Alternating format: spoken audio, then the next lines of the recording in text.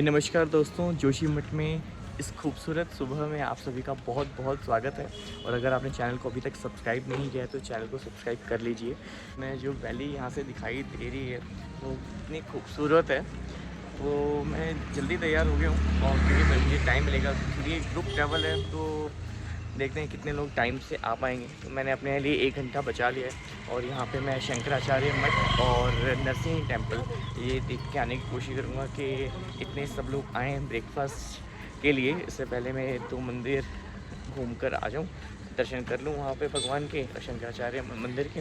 और फिर यहाँ से हम निकलेंगे पुलना के लिए और वो करीबन 10 किलोमीटर का ट्रैक होगा।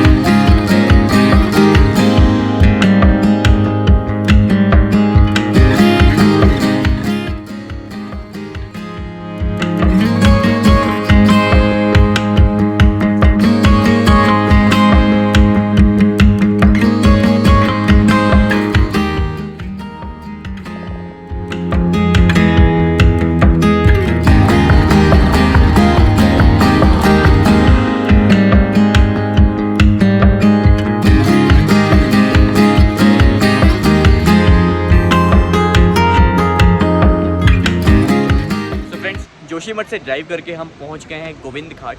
मेरे पीछे आप पुल देख रहे हैं, पुल पार करके हम लोग अब निकलेंगे पुलना के लिए। यहाँ पर टैक्सी चेंज करनी होती है तो टैक्सी में हम लोग अब पुलना पहुँचेंगे और पुलना से करीबन 9 किलोमीटर का हमें जो रास्ता है वो ट्रैकिंग करके जाना पड़ेगा और अपना सामान खुद उठाना पड़ेगा। हाँ, अगर आप थोड़ा यूज़ करना चाहें तो वो कर सकते हैं। पूरा जो रास्ता था बहुत ही ब्यूटीफुल, बहुत ही शानदार रास्ता था। झरने और नदियाँ आपके दोनों तरफ आपको देखने को मिलेंगी। हालांकि कुछ पैचेस थे जिसकी वजह से डिफ़िकल्टीज़ थी, क्योंकि रेनफॉल काफ़ी हुआ है तो उस वजह से कुछ डिफ़िकल्टी ज़रूर है। बट जब आप इतनी सुंदर जगह देखने जाते हैं तो आप थोड़ी बहुत डिफ़िकल्टी तो उठाने के लिए रेडी रहते हैं। बहुत ही मज़े आने वाले हैं इस पूरी ट्रिप में। अभी तो हम उस जगह पे पहुँचे नहीं हैं जहाँ के लिए हमने प्लान किया है, but the view of this valley is so beautiful.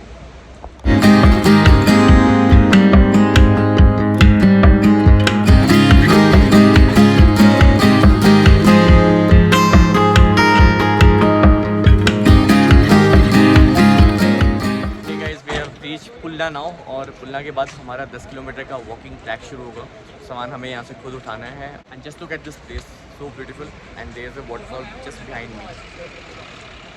तो यहाँ से अब हमारा चलना शुरू हो गया। तो ग्रुप एक साथ चलेगा। हाइकिंग स्टिक की ज़रूरत है, हालांकि मैंने हाइकिंग स्टिक नहीं, सिंपल अपनी लकड़ी की स्टिक ली है। और यहाँ से 10 किलोमीटर्स जो रास्ता है वो कॉमन रास्ता है जहाँ पर लोग पिट्ठू भी चलते हैं और हमें भी चलना है। सो लगेज का एक इशू रहता है। So what we have done is we have taken a pitthu and अपने जो बड़े वाले बैग्स थे वो यहाँ पर दे दिए हैं and will divide the money between us. तो मैंने एक डे पैक कैरी किया हुआ है, this is 35 litre day pack. And now 10 kilometre का ये जो वॉकिंग ट्रैक है ये कैसा है, ये रास्ता कैसा है, I will share with you. Just look at this beautiful waterfall behind me. कितना सुंदर लग रहा है यहाँ से इस जलप्रपात को देखना। और यहाँ से जो रास्ता है हमने 11:20 पे स्टार्ट किया है। अब देखिए 11:20 पे चलने के बाद 10 किलोमीटर का जो ये रास्ता है कितने बजे हम वहाँ पर पहुँच पाते हैं। इसमें अभी तक तो स्टेप्स ही हैं और इनिशियली रास्ता जैसे शुरुआत होती है कि आसानी से होती है, फिर डिफ़िकल्टियाँ होती हैं। इसमें तो हमें शुरू से ही डिफ़िकल्टी नज़र आ रही है। आगे का रास्ता देखते हैं कैसा निकलता है।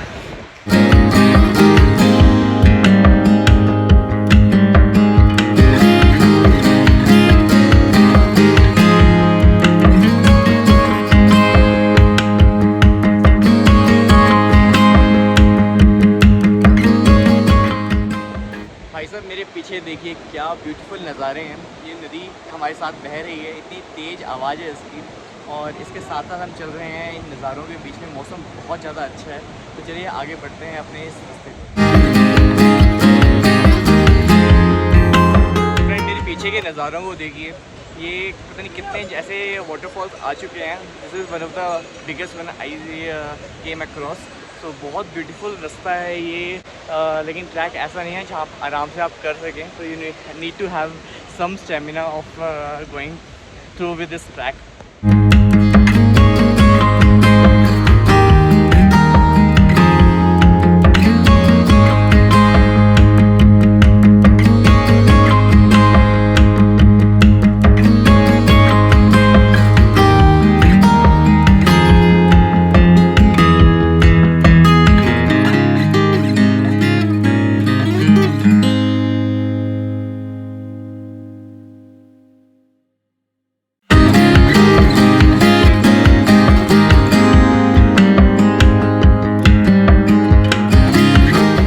तो फ्रेंड्स यहाँ पे अब हम खड़े हैं, इससे 4 किलोमीटर और चलेंगे तो हम घांगरिया पहुँच जाएंगे। इस ब्रिज को क्रॉस करने के बाद हम लोग घांगरिया के रास्ते पे निकल जाते हैं। और मेरे पीछे आप देखेंगे तो बहुत सारे आपको छोटे छोटे रेस्टोरेंट्स दिखेंगे। तो यहाँ पे हमने लंच ब्रेक किया है, और लंच हमें पैक्ड लंच था, तो पैक्ड लंच यहाँ किया, लस्सी पी, चाय पी, और इतनी अच्छी हवा चल रही है यहाँ पे, मतलब उठ के जाने का मन नहीं कर सकता, क्योंकि जो वैली का व्यू है वो यहाँ से इतना कमाल का दिखाई दे रहा है। और आपके सामने एक नदी बह रही है जिसकी आवाज आपको ऐसे एक मधुर संगीत की तरह दिखाई दे रही है, सुनाई दे रही है, कि आप उस संगीत को सुनते रहें और पूरी वैली को निहारते रहें। मतलब कुछ जगह ऐसी होती हैं जहाँ पे आप बस बैठ जाना चाहते हैं कि आप यहीं पर बैठ के उस जगह को, प्रकृति को अपने अंदर समा लें।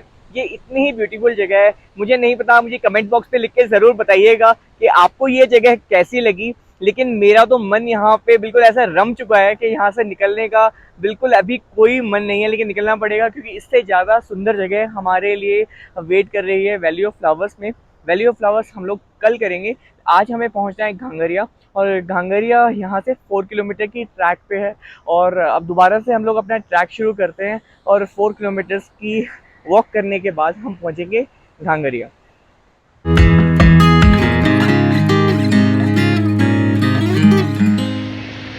बिना तैयारी के इस ट्रैक पे मत आ जाना दोस्तों, क्योंकि कितना भी स्टेमिना हो, लेकिन यही जो ट्रैक है, अभी तो हमने ट्रैक हेमकुंड साहिब का या फिर वैली ऑफ फ्लावर्स का चलना शुरू ही नहीं किया। अभी तो हम घांगरिया पहुंचने के लिए सारी मेहनत कर रहे हैं, लेकिन बहुत ज़्यादा चढ़ाई है, 10 किलोमीटर ही चलना। अब मेरे पीछे अगर आप देखें तो पानी बह रहा है इस सड़क के ऊपर। छोटा सा ब्रेक बहुत देर के बाद आया था यहाँ पर, तो I had my tea break out here, and इसके बाद फिर चलना शुरू कर दिया है। देखते हैं कब पहुँचेंगे, but don't come without preparation. अपने शरीर को पहले तैयार करें, फिर इस ट्रैक पे ज़रूर पहुँचें। तो फ्रेंड्स, हम इतनी लंबी जो चढ़ाई करी है, तो उसमें भी 8 किलोमीटर ही चढ़ाई हो पाई है। अभी 2 किलोमीटर और दूर है घांगरिया यहाँ से, और पसीने से बिल्कुल नहा चुके हैं। रियली में जो चढ़ाई थी जैसा लग रहा था। और वो अच्छा है कि जो एक बड़ा बैग था वो वाया पिट्ठू भिजवा दिया था, जो मैं पहले प्लान कर रहा था कि नहीं कैरी हो जाएगा। अगर इस रास्ते पे ऐसे आ जाते तो बहुत प्रॉब्लम होती। बहुत ही कमाल की चढ़ाई है भाई। इट्स नॉट कि मैं तो, मुझे लगता था ना योगा प्रैक्टिस करता हूँ, बहुत फिट हूँ, और रियली में मुझे चलने में कोई दिक्कत नहीं आ रही, बट रियली है ट्रैक। तो अभी 2 किलोमीटर तो बचे हुए हैं। 2 किलोमीटर में हम घांगरिया पहुँचेंगे, और घांगरिया पे फिर रेस्ट होगा। फिर आज कुछ नहीं करना, होटल में रुकेंगे, और कल हम चलेंगे वैली ऑफ फ्लावर्स के लिए।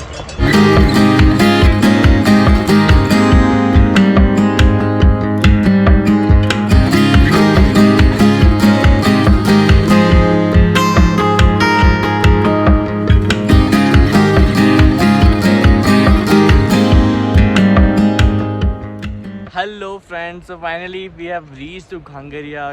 क्या लग रहा है ये, कितना क्लासिक, कितना ब्यूटीफुल है। पूरे रास्ते की थकान एकदम गायब हो चुकी है। ऐसी मतलब कुछ और नहीं, बिल्कुल स्वर्ग लग रहा है ये। पता नहीं, आप मुझे यार कमेंट्स में ज़रूर बताना। एक तो चैनल सब्सक्राइब ना किया हो तो ज़रूर कर लेना, और मुझे बताना है क्या लग रहा है आपको ये जगह देखने।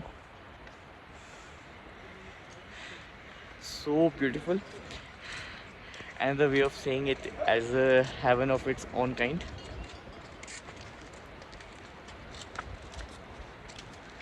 So finally we have done it. We have completed the task of track of 10 kilometers. Kangaria we have reached, and tomorrow we will go for Valley of Flowers, and day after that Hemkund Sahib. तो अभी तो खंगरिया पहुँच कर ही बहुत अच्छा लग रहा है। नहीं पता था यार कि इतना ब्यूटीफुल होगा। क्या देखिए, क्या बादल लग रहे हैं, ये पीछे वाटरफॉल है और आगे कुछ घोड़े हैं, खच्चर है जो घास चर रहे हैं। बहुत क्लासिक लग रहा है, बहुत बढ़िया।